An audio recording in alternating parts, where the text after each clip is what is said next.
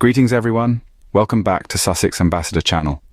As your reliable source of the latest on the Sussexes, we are here to shed light on the truth, break down the barriers of misinformation, and champion the cause of fairness and accountability. We stand for a media that serves truth, not power, and we invite you to join us on this journey. If you haven't done so already, do subscribe for more enlightening content. Stay with us, and let us delve deep into our topic of the day. Today we focus on a pressing issue, the unethical behaviour of the UK media. This problem is far from new. It has been lurking in the shadows, concealed by the glitz and glamour of tabloid headlines. However, the recent admission by The Sun, one of the UK's most widely read newspapers, has cast a harsh light on the dark underbelly of the press. The Sun's admission confirms what many have suspected for years. Unethical and unlawful practices have been rampant in parts of the press. These practices are not just a breach of journalistic integrity, but they also infringe upon the privacy and rights of individuals. They serve to create a narrative that is often misleading, sometimes harmful, and always sensationalized. This unethical behavior has been characterized by an insatiable hunger for scandal, a disregard for truth, and a willingness to exploit vulnerable individuals for the sake of a headline. The Sun's admission is a bitter pill, yet it is a necessary one. It forces us to confront the reality of a press that has strayed far from its duty to inform and educate, and has instead become a machine of manipulation and deceit. But this moment is not just about acknowledging the sins of the past. It is also about looking forward to a future where the press is held accountable for its actions. Today's settlement is a historic one. It exposes years of lies and deceit, and it serves as a victory for accountability. It is a victory for those who have been wronged by the press, and it is a victory for those who believe in the power of truth. However, this victory is just the beginning. It is the first step towards a future where the press is ethical, responsible, and accountable. It is a future where the media serves the public, not the powerful. A future where the press protects, not exploits. Indeed, today's settlement exposes years of lies and is a historic victory for accountability. But let this not be the end, but rather the beginning of a journey towards a more ethical and responsible press. Moving on, let us shed light on the unfair treatment of Harry, Meghan, and Princess Diana by the UK media. In the world of media, it seems that fairness and ethical practices are often sacrificed for sensationalism and ratings. This truth is especially evident when we look at the treatment of Prince Harry, Meghan Markle, and the late Princess Diana. The media has been ruthless, biased, and often downright unethical in their portrayal and treatment of these three individuals. Let's start with Princess Diana. She was relentlessly pursued by the media, with her every move scrutinized and sensationalized. The paparazzi didn't just invade her privacy, they made her life a living nightmare. The media's obsession with Diana was so intense that it ultimately played a significant role in her tragic death. Fast forward to today, and we see history repeating itself with Harry and Meghan. The couple has been in the media's crosshairs since before they even announced their engagement. The press has been unrelenting in its criticism, often crossing the line into personal attacks and blatant racism. Meghan, in particular, has been a target of the media's vitriol. She has been painted as a villain, a woman who stole Harry away from his royal duties, and a manipulator who forced him to leave his family. The media's treatment of Harry and Meghan is not just unfair, it's harmful. The constant barrage of negative press has had a profound impact on their mental health, forcing them to step back from royal duties and seek a safer, more private life for their family. Yet even in their attempts to escape the media's glare, they are met with more criticism and judgment. This relentless pursuit and vilification are not just unethical, they're dangerous. The media's obsession with scandal and controversy, with tearing down rather than building up, can have devastating consequences. We've seen it with Princess Diana, and we're seeing it now with Harry and Meghan. It's time for a change. It's time for the media to be held accountable for their actions, to be called out for their bias and unethical practices. We need a press that serves truth, not power. A media that protects, not exploits. And that's where Omid Scobie comes in. His reaction to Harry's recent win against the Sun newspaper is a testament to the need for change.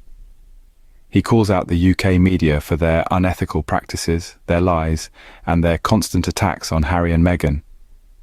His words serve as a stark reminder of the power the media wields and the responsibility they have to use that power ethically. The public deserves a press that serves truth, not power, media that protects, not exploits. These words, spoken by Scobie, should be the guiding principle for all media organizations. It's time for accountability. It's time for change. It's time for the media to do better. Now, let's take a look at Omid Scobie's reaction to Harry's win. Omid Scobie, a seasoned royal correspondent and co-author of the best-selling book Finding Freedom, has been a consistent voice in the turbulent sea of media coverage surrounding Prince Harry and Meghan Markle. He's been an advocate for truth and fairness, and his reaction to Harry's recent legal victory over the Sun newspaper is no exception. Scobie's response is as sharp as a scalpel, cutting right to the heart of the issue. He states, "Today's admission by the Sun confirms what so many already knew. Unethical, unlawful practices have been rampant in parts of the press." His words echo the sentiments of countless individuals who have long suspected foul play within the UK media. This confession by the Sun serves as a vindication, exposing years of untruths and manipulation. But Scobie doesn't stop there. He emphasizes that this victory is not just about setting the record straight. It's about accountability. It's about reform. The public deserves a press that serves truth, not power. Media that protects, not exploits, he asserts. His call for change is not just about protecting Harry and Meghan, or even about the countless celebrities who have fallen victim to unethical media practices. It's about safeguarding future victims. It's about ensuring that the media is held to a standard that respects individuals' rights and dignity.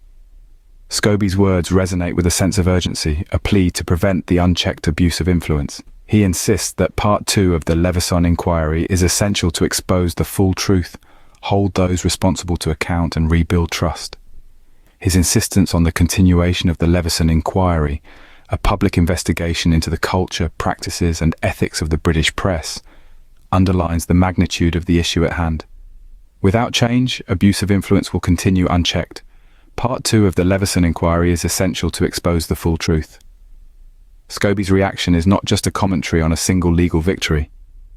It's a rallying cry for change, a call to action that we can't afford to ignore. It's clear that change is needed, but what does this change look like? It's a question that's been echoing around the halls of journalism and in the minds of the public. The recent admission by the Sun, for instance, confirms what many suspected. Unethical and unlawful practices have been rampant in parts of the press. There's a need for a seismic shift in the landscape of the UK media, an industry that's been marred by years of lies and deceit. A press that serves truth, not power. A media that protects, rather than exploits. It's not just about reforming the press, but about rebuilding trust. Accountability is paramount in this journey towards change. It's about holding those responsible for their actions, about exposing the full truth.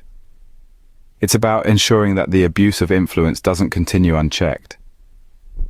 This accountability is not just about the past, but also about the future. We must push for the continuation of inquiries like Leveson Part 2, essential in uncovering the depth of the rot in the industry. It's about making sure that victims of this abuse are not just statistics, but people whose stories are heard and acknowledged. Change is needed. Accountability is crucial, but above all, it's about creating a media landscape that upholds the values of truth, protection, and service. We must push for reform to protect future victims. The public deserves a press that serves truth, not power. As we draw to a close, let's remember the importance of standing up for truth and accountability. We've peeled back the layers of unethical practices in the UK media, shedding light on the unjust treatment of Harry, Meghan, and the late Princess Diana. We've echoed Omid Scobie's sentiments, a brave voice in a sea of manipulated narratives. His take on Harry's recent victory is not a bitter pill, but rather a beacon of hope for a more honest and accountable media landscape. It's crucial to stress that today's settlement is a historic victory for accountability, but it's only the beginning. We must continue to push for the reform needed to protect future victims and to ensure a press that serves truth, not power. The second part of the Leveson inquiry is essential to expose the full truth, holding those responsible to account and rebuilding trust. Thank you for watching. Remember to subscribe, like, and share our content. Until next time, Goodbye.